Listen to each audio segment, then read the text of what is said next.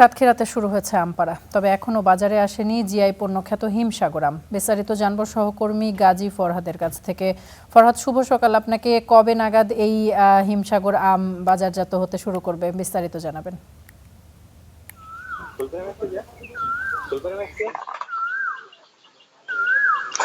শুভ সকাল।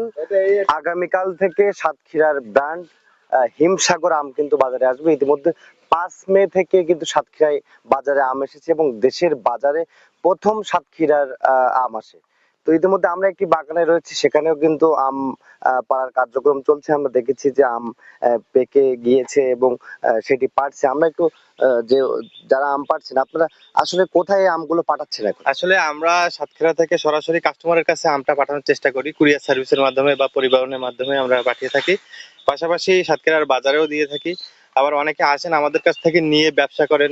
মানে এখানে অনেকগুলো মানুষের কর্মসংস্থানের তৈরি হয়েছে আর কি। আর সত্যি কথা বলতে সাতক্ষীরার আম খুবই সুস্বাদু, সারা বাংলাদেশে সবার আগে এই আমটা আসে।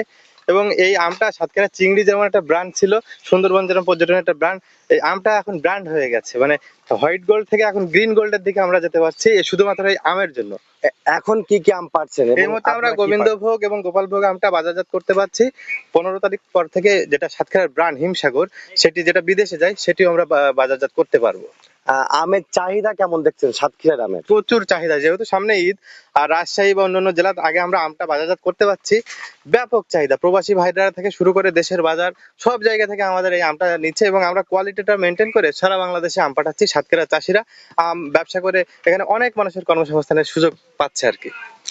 তিনি কিন্তু জানাচ্ছিলেন যে আমের ব্যবসা করে অনেকেই কর্মসংস্থান হচ্ছে।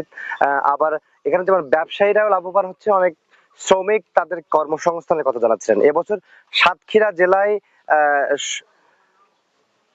এবছর সাতক্ষীরা জেলায় 4000 হেক্টর জমিতে কিন্তু আমের চাষাবাদ হয়েছে। সেখানে 5000 আম বাগান রয়েছে বলে আমরা জেনেছি এবং 500 কোটি টাকার আমের ব্যবসা হবে বলে কৃষি সম্প্রসারণ অধিদপ্তর কিন্তু আমাদেরকে জানিয়েছে।